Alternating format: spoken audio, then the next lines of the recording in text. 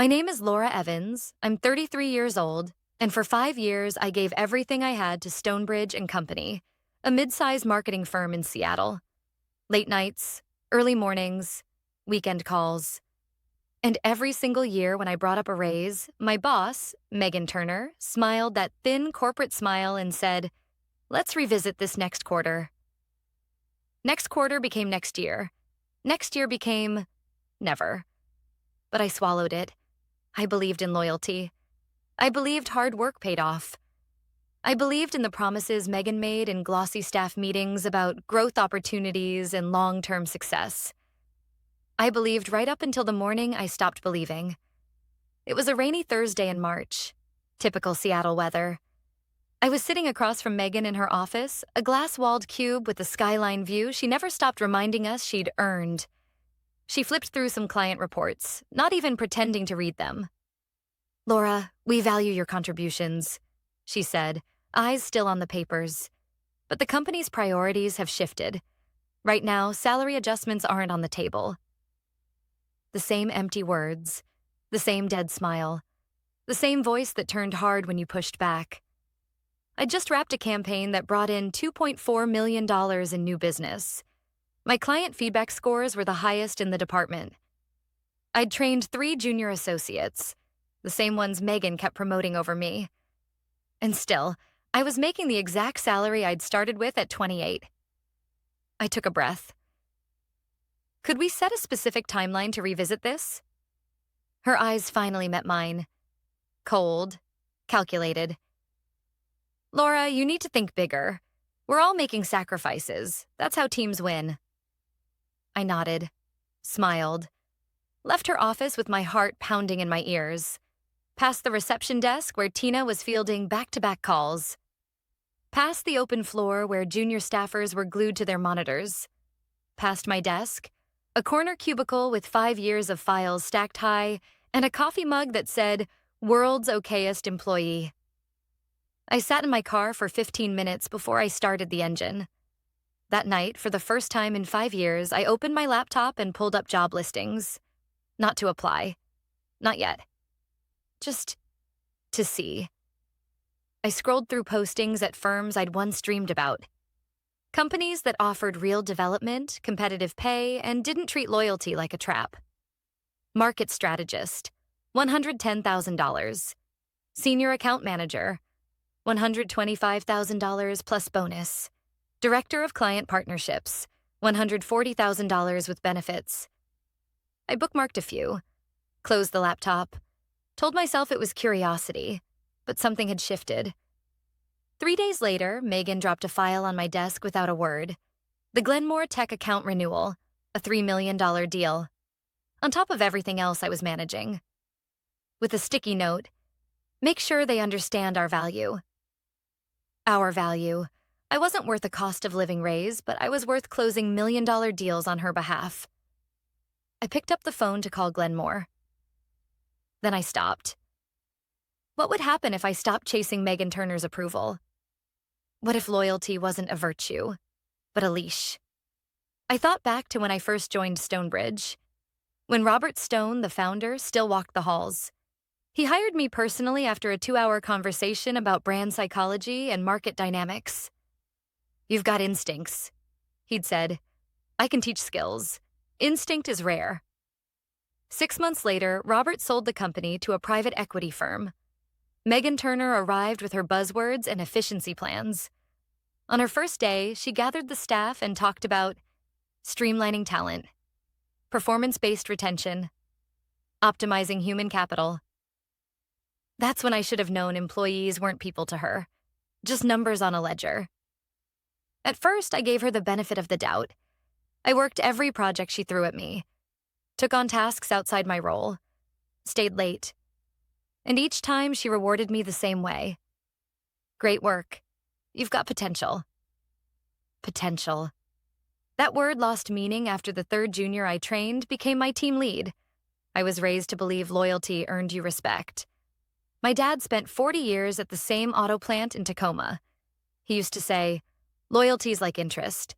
The longer you invest, the more it pays off." But Stonebridge wasn't interested in loyalty. They were interested in squeezing every last drop out of people who wouldn't fight back. I'd watched 3 top performers leave in 6 months. I'd watched Megan replace them with interns and call it team growth.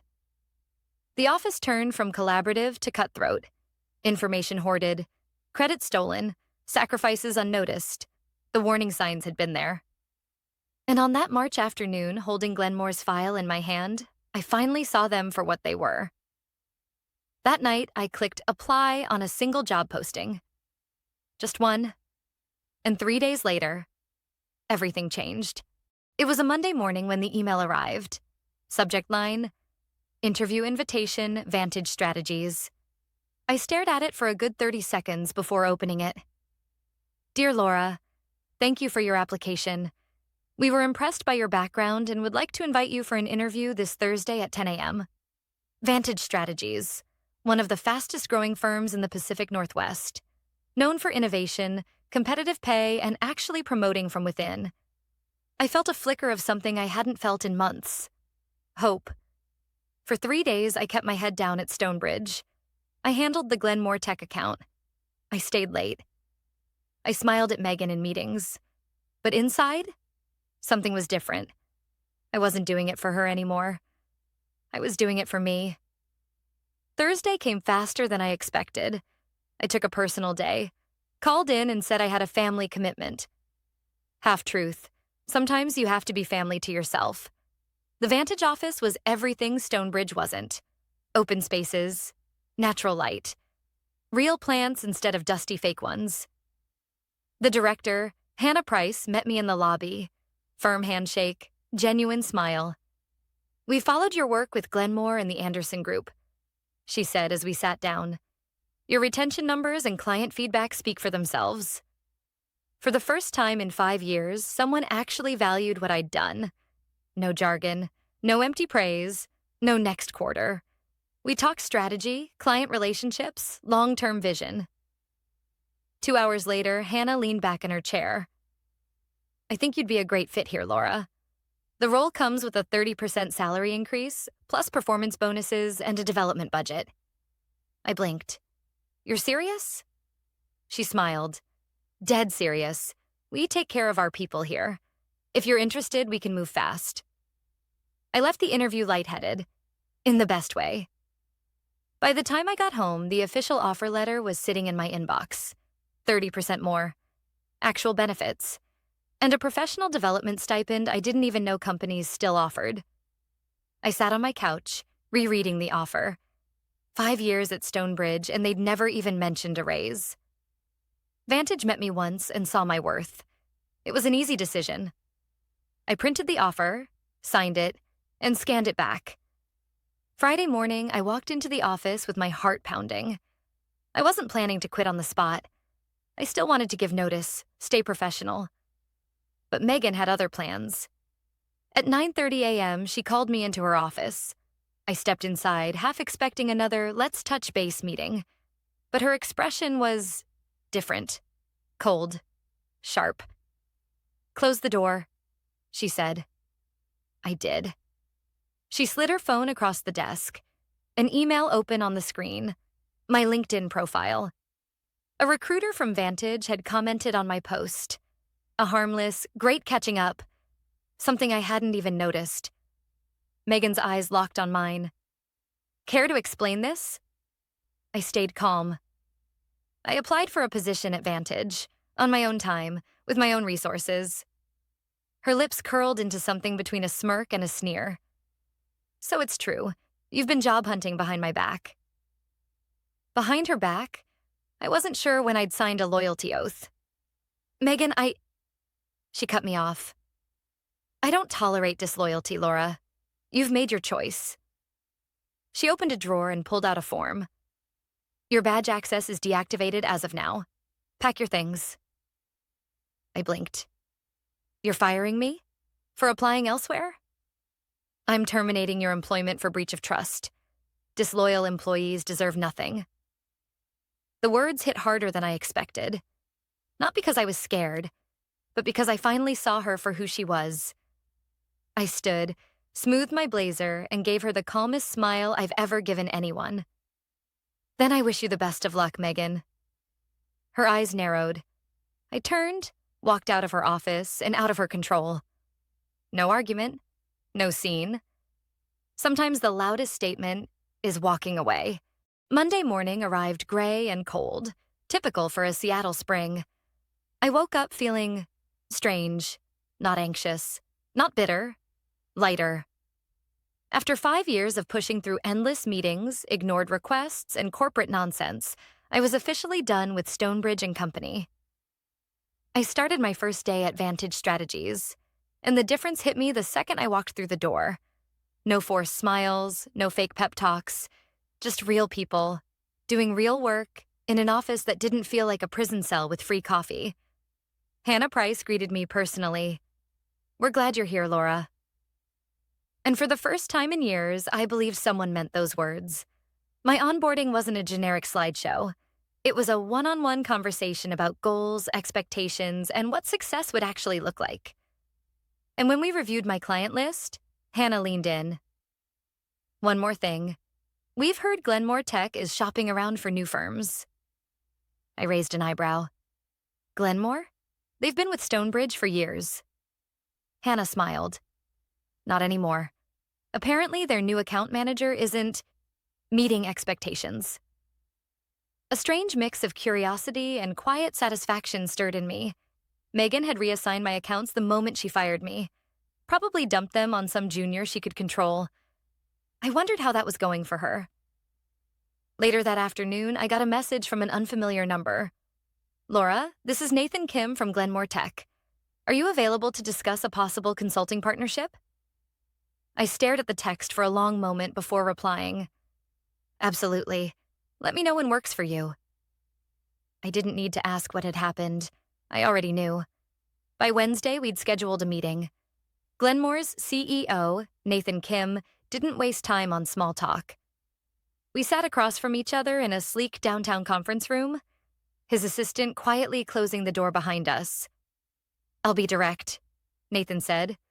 "Since your departure, the service level at Stonebridge dropped fast. Deadlines missed, communication delays, it's been frustrating." I kept my expression neutral. "I'm sorry to hear that." He leaned forward. "I'm also aware of how much you handled personally, and how much we valued that." His meaning was clear. "We're open to moving our business, if you're interested in leading the account." I kept my voice even. "I'd be more than happy to discuss a partnership through Vantage." Nathan smiled. "That's what I was hoping to hear." By Friday, the deal was signed. Glenmore Tech, a $3 million account, officially moved to Vantage Strategies. And that's when things started to unravel. For Megan, I didn't reach out to her. I didn't have to. Seattle's business world isn't that big, especially in consulting. By Monday, I started getting texts from former colleagues, from clients, from people I barely knew. "Did you really land Glenmore at Vantage?" Megan's been in meetings all morning. Word is she's losing it. HR's scrambling. 2 more clients are looking to switch. I almost felt sorry for her. Almost. But then I got a message I didn't expect. It was from Tina, Stonebridge's receptionist, one of the kindest people I'd worked with. "Megan just sent a company-wide email, blaming you for client losses. She said you breached confidentiality. She's trying to make you look bad." I stared at the message, my chest tightening. So Megan hadn't just fired me. She was trying to burn my name on the way out. I felt the old anger rise for a second. Then I smiled. Because Megan Turner had just made a mistake. A big one. I wasn't worried about the gossip.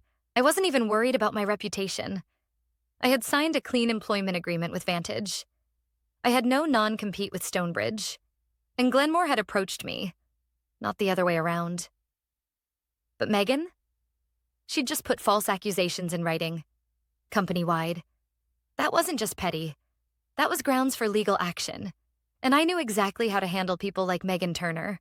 Because some people think loyalty means silence. Some people think power means control. And some people learn the hard way what happens when you cross the line. I took a deep breath. Then I forwarded Tina's message to Hannah Price with a short note. Thought you should see this. Hannah replied 5 minutes later. Let's talk Monday morning. And Laura, you did the right thing. Megan thought she'd buried me. She had no idea. I was just getting started.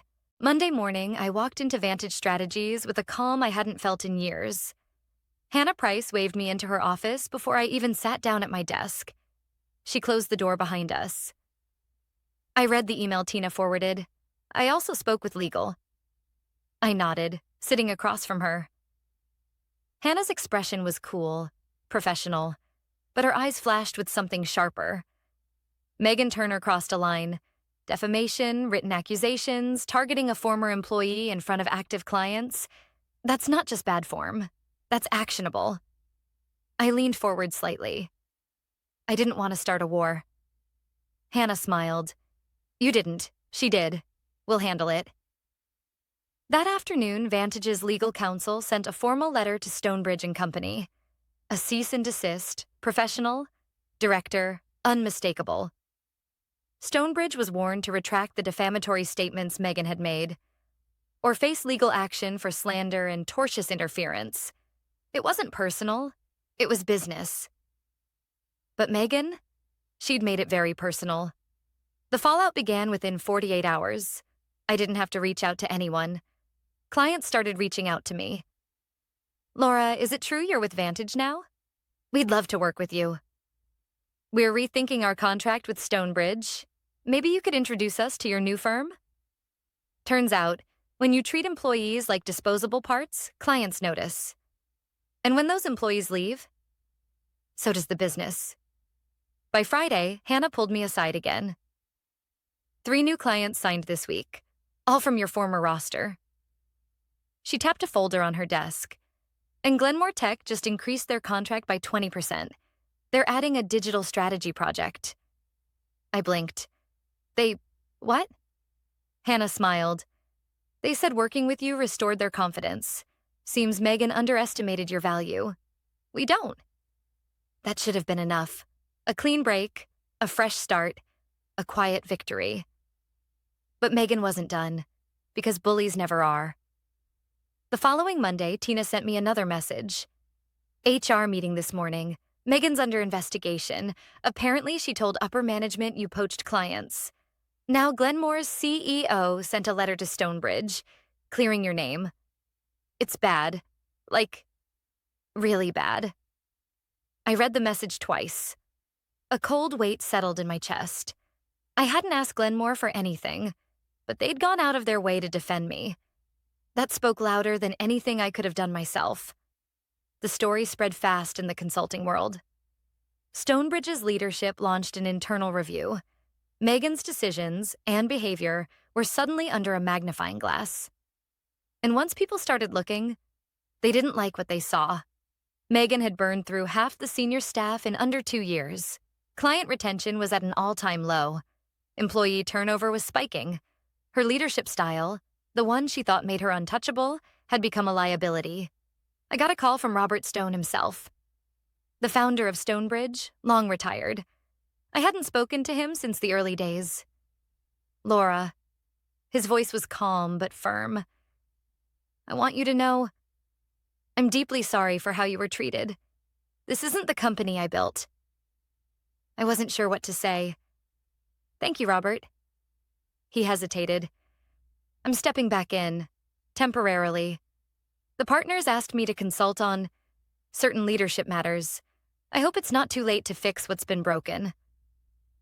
I believed him, but I also knew. Sometimes you can't fix something that doesn't want to be fixed. A week later, the official announcement hit the business journals. Stonebridge and Company announces leadership restructuring. Megan Turner departs effective immediately.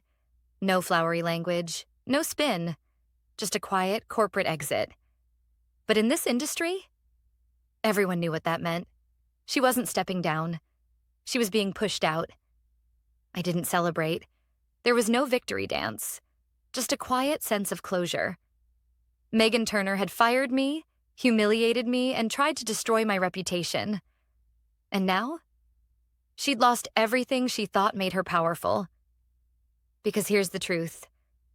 Loyalty works both ways. And when you weaponize loyalty against people, don't be surprised when it blows up in your face. I thought that was the end of it. But I was wrong. Because Megan wasn't done with me yet. I thought it was over. Megan Turner had been fired. Stonebridge and Company was scrambling to clean up the mess she left behind. I'd moved on, thriving at Vantage Strategies, with clients who respected me and a team that valued my work. But people like Megan, they don't go quietly. It started with a LinkedIn notification. Megan Turner viewed your profile. Harmless, right? Except 2 days later, I got a call from a recruiter I'd known for years. Hey, Laura, off the record. Did you know Megan's been asking around about you? She's spreading rumors that you violated confidentiality agreements. My stomach turned. Megan wasn't just bitter. She was trying to blacklist me. And in a tight-knit industry like consulting, one bad whisper can follow you for years. I sat in my office staring at the city skyline. I could have ignored it, hoped it would blow over, focused on my work and let her fade into irrelevance. But then I remembered what my dad used to say. You don't teach people a lesson by letting them think they got away with it. I didn't retaliate. I didn't send angry emails. I didn't stoop to Megan's level. I gathered facts. Every message, every rumor confirmed by recruiters, every traceable action Megan had taken. Hannah and Vantage's legal team reviewed everything. And then, they contacted the Pacific Northwest Consulting Association, the industry body that oversees ethical conduct for member firms and consultants. Turns out, Megan had violated their code of conduct. Repeatedly. Defamation, malicious interference, professional misconduct. They opened a formal investigation. 2 months later, Megan Turner's name was officially removed from the association's registry. In simple terms, she was blacklisted. No major firm in the region would touch her after that. I didn't smile. I didn't celebrate. Because this wasn't revenge. It was accountability. A few weeks after the announcement, I got a message. A short clipped email from Megan herself. Congratulations. You got what you wanted. I stared at it for a long time before typing back. What I wanted was to work in a place where respect goes both ways. What you wanted was control. We both got what we earned. I hit send. No more. No less. That was the last time I ever heard from Megan Turner. Over the next year, I grew my client portfolio at Vantage beyond anything I'd imagined. Glenmore Tech, Silverline Industries, Harper Logistics. Accounts that trusted me, not because I chased approval, but because I earned respect. Hannah promoted me to Director of Client Partnerships before my first anniversary. 35% salary increase, equity participation, flexible schedule, all the things I'd begged for at Stonebridge. Given freely by people who saw value where Megan saw a pawn. One evening, over drinks with Hannah and the leadership team, we talked about leadership and how it can make or break a company. I told them the truth. I stayed at Stonebridge for 5 years, hoping loyalty would pay off. All it did was teach me that loyalty means nothing to people who don't value it. Hannah raised her glass. And now? I smiled. Now I know loyalty's not something you owe. It's something you choose, when it's earned. We clinked glasses. I never thought I'd be grateful for Megan Turner. But in a way, I was. She taught me a lesson I'd carry with me for the rest of my career. And maybe my life. Loyalty isn't about blind obedience. It's about mutual respect. And the moment respect ends, loyalty becomes a cage. I built a career I was proud of. Not because I stayed silent, but because I walked away when silence meant losing myself. Some stories don't end with revenge. They end with freedom.